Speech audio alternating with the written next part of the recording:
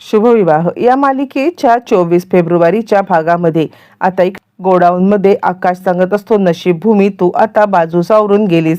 त्यावरती भूमी सांगते, पण नशीब तू ऐकून या गोडाऊनमध्ये वेळेवरती आलास, नाही तर यांना संशय आला असता आणि आता त्यांनी आपल्याला अडकवलं असतं. असं म्हणत असतानाच इकडे आता दुसऱ्या दिवशी लगेचच आकाश मोठ्या कामासाठी बाहेर निघालाय. त्या गोडाऊनमध्ये काय इल्लीगल धंदे चालतात हे शोधण्यासाठी त्यांनी आता ठरवलेलं आहे. मग त्याच वेळेला बलदेव आणि त्याच्यासोबत तो माणूस हे दोघं जण बाहेर पडलेत आणि दोघं जण बाहेर पडून रागिणीच्या इकडे आलेले आहेत. आणि आता रागिणीच्या इकडे आल्यावरती, त्या गोडाऊनमध्ये आल्यावरती बलदेव आकाशला कॉल करतोय आणि तो सांगतो, हे बघ आम्ही या गोडाऊनच्या इथे तर आलोय अर्जुन, पण मला नाही वाटत की इकडे आतमध्ये शिरणं सोपं आहे. अरे जागोजागी CCTV कॅमेरे आहेत आणि हे CCTV कॅमेऱ्यामुळे तुझं आज जाणं तसं मुश्किलच आहे. हे CCTV कॅमेरे आता बंद करणं गरजेचं आहे. यावरती आकाश म्हणतो, हो, जर का त्या प्रोजेक्टर रूममध्ये जाऊन आता वायरी कट केल्या तर आता ह्या वायरी कट केल्यावरती आपल्याला त्या म्हणजे CCTV कॅमेरे काही क्षणासाठी बंद होतील आणि तेवढ्याच वेळात आपल्याला काम करणं गरजेचं आहे. ठीक आहे, मी येतो तिकडे, तू बिलकुल चिंता करू नको. असं म्हणत आता त्या गोडाऊन मधले काळे धंदे शोधून काढण्यासाठी आकाश आता जायला निघालाय. आणि त्यानंतर बलदेव त्याची तिकडे वाट पाहतोय. आकाश भूमी व्हिडिओ कॉलवरती कशा पद्धतीने ते आता CCTV प्रोजेक्टर रूम मध्ये घुसून CCTV बंद करायचे हे सगळं आता विचार करतायत. पण त्यावरती आकाश म्हणतोय, भूमी मला जायला पाहिजे. त्यावरती भूमी म्हणते, आकाश पण आता कालचा प्रकार घडल्यानंतर मला नाही वाटत की ह्या दोघी जणी तुला आता बाहेर जाऊ देतील. त्यांनी तुला घरात राहण्याची शिक्षा दिली ना. यावरती तो म्हणतो, त्यांच्याच ह्यानी त्याचा आपण काटा काढायचा आहे. आणि असं म्हणत या दोघांनी मोठ्या शिताफीने एक आता प्लॅन रचलाय की ज्या प्लॅन मध्ये त्यांना आता बरोबर रीतीने पौर्णिमा आणि रागिणी यांना अडकवता येईल. मग हे दोघं जण घरी येतात. घरी आल्यावरती मग आता भूमी सांगायला लागते, बरं झालं आकाश तुला आत्यांनी ही शिक्षा दिली, ते म्हणजे आता तू माझ्यासोबत राहशील. काल तर मला असं वाटत होतं की माझा तर जीवच जाईल, म्हणजे मी आता पुन्हा एकदा जगू शकेन, तुला पाहू शकेन असं मला वाटत नव्हतं. पण खरं सांगायचं तर आता आज तू घरी आहेस ना, तर मला आता खूपच छान वाटतंय. खरं तर आत्यांनी ही शिक्षा देऊन खरं तर खूपच छान केलेलं आहे. नेमकी पौर्णिमा हे सगळं ऐकते, म्हणजे पौर्णिमाने हे ऐकावं यासाठी हे दोघं जण बोलतायत. पौर्णिमा विचार करते, अच्छा म्हणजे आकाश इकडे थांबला तर भूमीला कम्फर्टेबल आहे. मग आता लगेचच इकडे आकाश सांगायला लागतो, हो भूमी आता बरंच झालेलं आहे आणि या संधीचा आपण फायदा घ्यायचा आहे. मग लगेचच पौर्णिमा धावत पळत रागिणीच्या इकडे आता ही बातमी द्यायला चालली. रागिणी फोनवरती बोलतीये आणि सुतारचा शोध घ्यायला ती सांगतेय. काय झालं, अजून तो सापडला की नाही सापडला, काही झोपा काढताय का तुम्ही, कुठे आहे तो सुतार, असं म्हणत चिडलेली रागिणी मात्र आता फोनवरती सुतारचा अपडेट घेत आहे. पण आता सुतारचा अपडेट तर मिळालेला नाहीये. पण त्याच वेळेला पौर्णिमा तिकडे आलेली आहे आणि पौर्णिमा मात्र आता सांगते, आई तुम्हाला माहिती आहे का, अहो ते आकाश आणि भूमी हे दोघं जण आहेत ना, हे दोघं जण मात्र आता खूपच हे झालेले आहेत. म्हणजे ह्या दोघांचं तसं बघायला गेलं तर आता बोलणं गुलूगुलू चालत होतं की भूमी सांगत होती की बरं झालं आकाश तू इथे थांबलास, मला आता खूपच कम्फर्टेबल वाटत आहे आणि म्हणून आपण ह्या दोघांना इकडे ठेवणं हा निर्णय खूप चुकीचा होता. मला असं वाटतंय तुम्ही आकाशला काही कामानिमित्त बाहेर पाठवा. बरोबर रीतीने आकाश आणि भूमी यांनी खेळलेली खेळी आता लागू पडलेली आहे. मग डायनिंग टेबलवरती ज्या वेळेला सगळेजण ह्या दोघांना वाढतायत त्यावेळेला मग आता लगेचच इकडे रागिणी सांगायला लागते की हे बघ तू एक काम कर, तू आत्ताच्या आत्ता इथून बाहेर जा, माझी गाडी सर्व्हिसिंगला टाक, गाडी सर्व्हिसिंगला टाकलीस की ती गाडी ऑफिसला घेऊन ये. आता इकडे आकाश विचार करतो, चला म्हणजे आम्ही जो काही डाव खेळलाय तो डाव तर यशस्वी झालेला आहे. रागिणी आत्या बरोबर इन्सिक्युअर झालेली आहे आणि मला बाहेर पाठवतीये. नाही पण मी जर का अशाच पद्धतीने काही बोललो किंवा मी जर का अशाच पद्धतीने मला हे आवडले किंवा पटकन होकार दिला तर तिला संशय येईल, मला नाटक करायला पाहिजे. आणि त्यावरती आकाश म्हणतो, पण बाईसाहेब तुम्ही तर म्हटला होतात ना की तुला घरातली शिक्षा, मग जर का मला घरातली शिक्षा द्यायची आहे तर तुम्ही मला पुन्हा बाहेर का पाठवताय. यावरती लगेचच आता इकडे ती सांगायला लागते, खरं तर शिक्षा मी दिले ना, मी शिक्षा दिल्यामध्ये कधी कॅन्सल करायची, काय कॅन्सल करायची हे सगळं मी आता ठरवणार, जा आला मोठा शहाणा. आणि त्यावरती निघताना आकाश आता सांगायला लागतो, भूमी काळजी घे स्वतःची. यावरती मग आता रागिणी सांगायला लागते, निघालाय मोठा लढाईवर निघालाय तर बायकोला काळजी घ्यायला सांगतोय.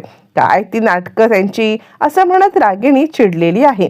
बरं, हे सगळं होत असताना मग आता इकडे यांचा प्लॅन यशस्वी झालाय आणि पौर्णिमाला असं वाटतंय की मी यांचं बोलणं चोरून ऐकल्यामुळे आता इकडे खूप मोठा मी पराक्रम केलेला आहे, पण तिला माहित नाहीये तिने आता यांच्या ट्रॅपमध्ये अडकत खूपच मोठा आता इकडे हे केलेलं आहे.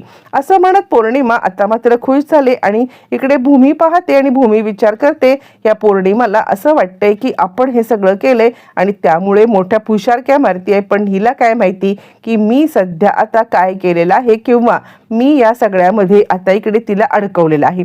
मग लगेचच आकाशला संधी मिळाली, आकाश बाहेर आलाय आणि त्यानंतर मग बलदेव म्हणतो, हे बघ सीसीटीव्ही प्रोजेक्टर रूममध्ये सीसीटीव्ही फुटेज बंद करण्यासाठी पोहोचणं हे खूप मोठं कठीण काम आहे. आणि त्यावरती लगेचच आकाश सांगतोय, ठीक आहे, भूमीने मला एक ट्रिक सांगितलेली आहे, ती ट्रिक आता आपण योजना करायची आणि त्यानुसार पुढचं काम करायचं. खोटे पैसे आणलेस का तू? यावरती बलदेव म्हणतो, हे काय? ही बॅग बघ, खोट्या पैशांनी भरलेली बॅग आहे. असं म्हणत बलदेवने ती खोट्या पैशांनी भरलेली बॅग आकाशला दाखवले आणि त्यानंतर मग आता आकाश म्हणतो, ठीक आहे, मग आता पुढचं आपलं प्लॅनिंग सुरू करूया. मग आता लगेचच आकाश ती खोटी बॅग घेऊन त्या माणसाला बाईकवरती बसवून आता म्हणजे स्वतः बलदेव बाईकवरती बसतो आणि आता जिथे रागिणीचं तो गोडाऊन आहे आणि ज्या ठिकाणी सीसीटीव्ही कॅमेऱ्याचं फुटेज म्हणजे ज्या ठिकाणी प्रोजेक्टर रूम आहे त्या ठिकाणी आता इकडे जिथे गुंड पहारेदार आहेत त्या ठिकाणी तो निघालेला आहे. तिकडे निघाल्यावरती तो आता त्या गुंडांच्या समोर आपला ॲक्सिडेंट झाला असं खाली पडतो. खाली पडल्यावरती मग ज्या खोटा नोटा आहेत त्या आता त्या बॅगेतनं काढतो आणि तो उधळायला लागतो. आता पैसे इकडे तिकडे उधळत आहेत म्हटल्यावरती ते गुंड आता खूपच हायपर झालेत आणि आता तिथली जागा सोडून ते पैसे गोळा करण्यासाठी आलेले आहेत. हा आता बलदेव हवेमध्ये पैसे उधळतोय. हवेमध्ये पैसे उधळताना बघून प्रत्येकाला हाव सुटलेली आहे आणि ते पैसे गोळा करण्यासाठी सगळेच गुंड त्या दिशेने धावत पळत चाललेले आहेत. ज्या वेळेला गुंड आता धावत पळत तिकडे चाललेत ही संधी साधून मग मात्र आता इकडे प्रोजेक्टर रूम मध्ये जाऊन सीसीटीव्ही कॅमेरे बंद करून आकाश त्या गोडाऊनमध्ये शिरलाय. ज्या वेळेला आकाश गोडाऊनमध्ये शिरलाय आपण त्यावेळेला त्याला जी अपेक्षा होती की इथे आपल्याला काहीतरी सापडेल किंवा इथे काहीतरी असेल रागिणीचे काळे धंदे, ती अपेक्षा मात्र आता फोल ठरलेली आहे. कारण गोडाऊनमध्ये गेल्यावरती गोडाऊन टोटली रिकामं दिसल्यावरती त्याला जरा धक्काच बसलाय. हे काय झालं म्हणजे खरं तर या गोडाऊनमध्ये काहीतरी इल्लीगल धंदे चालतात अशी टिप त्याला मिळालेली होती, पण ही टिप टोटली खोटी ठरले किंवा काहीतरी याच्यामध्ये असं सस्पिशियस त्याला वाटतंय. पण तो तरी सुद्धा वेळ कमी आहे आणि आता आपल्याला जे काही करायचं आहे ते या 5 मिनिटात, कारण फक्त सीसीटीव्ही फुटेज 5 मिनिटासाठी आपण बंद करू शकतो. ज्या वेळेला ह्या लोकांना कळेल त्यावेळेला ते पुन्हा ऍक्टिव्ह करतील आणि आपण अडकून जाऊ. म्हणून तो इकडे तिकडे पाहतोय पण गोडाऊनमध्ये काहीही सस्पिशियस दिसत नाहीये. पण तितक्यात रागिणीची कार आली आणि बाहेर उभा असलेला माणूस हवे हे सगळं पाहिलेलं आहे. आता जर का रागिणी आत गेली तर आकाश अडकला आणि कोणत्याही परिस्थितीमध्ये मग आता आकाशला वाचवणं कठीण जाईल.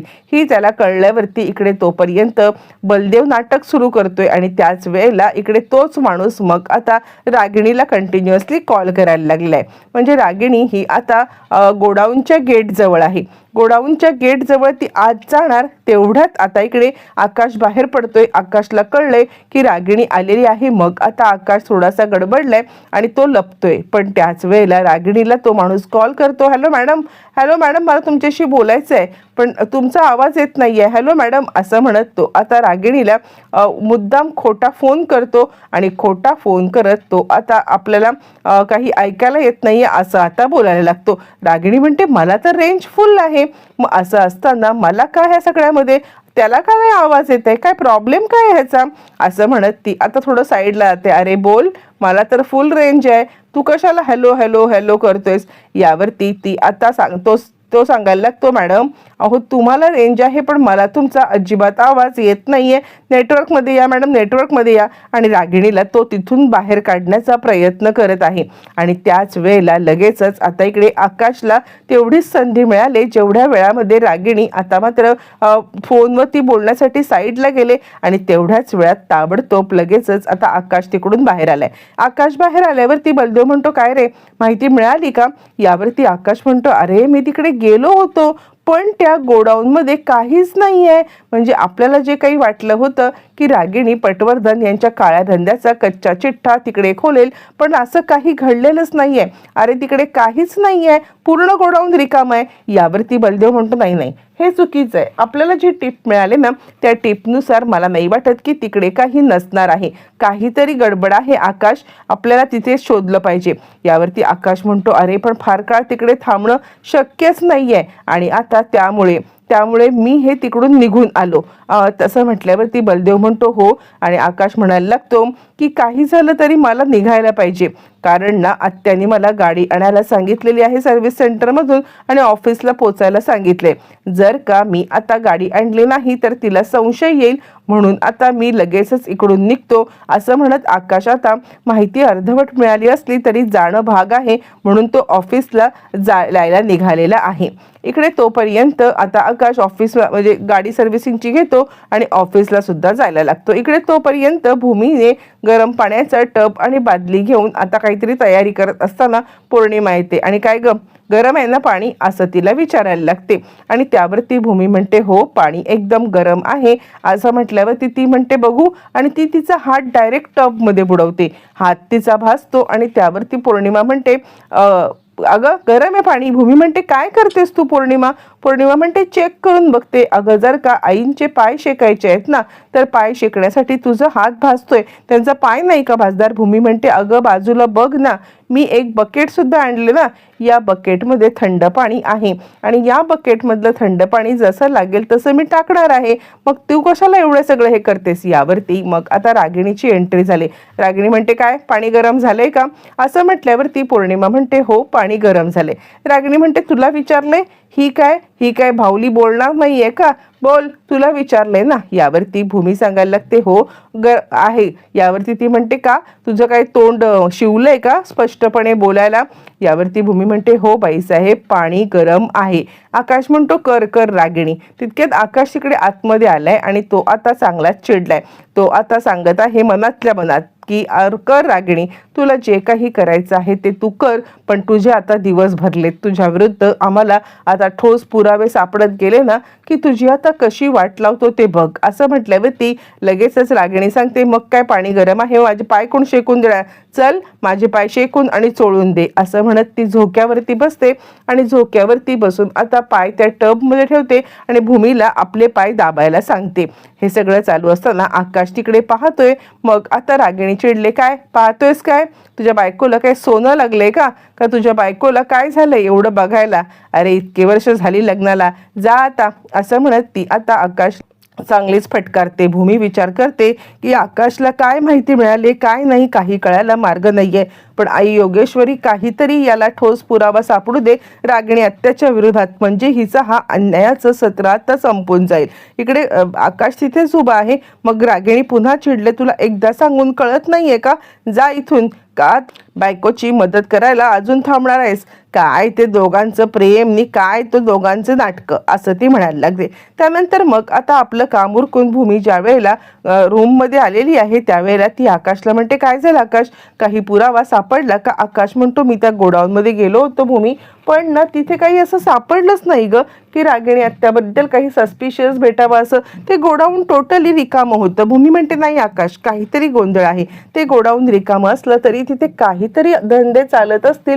ती रागिणी आत्या आहे, ती काहीतरी करतच असणार आहे. असं म्हणत आता इकडे भूमी सांगायला लागते माझ्याकडे एक युक्ती आहे. आज रात्री त्या गोडाऊनमध्ये तू जाऊ शकशील का? आकाश म्हणतो पण कसं? या दोघी जणी तर माझ्यावर लक्ष ठेवून असतात ना. यावरती भूमी म्हणते मी आज रात्री त्या दोघी जणी जे काही सूप घेतात ना त्या सूपमध्ये झोपेचं औषध टाकेल. त्यामुळे त्या दोघींची जरी इच्छा असली ना आपल्यावरती लक्ष ठेवायला उठायची तरी त्या दोघी जणी उठू शकत नाहीये. भूमी तेच करते, दोघींना सूप देते.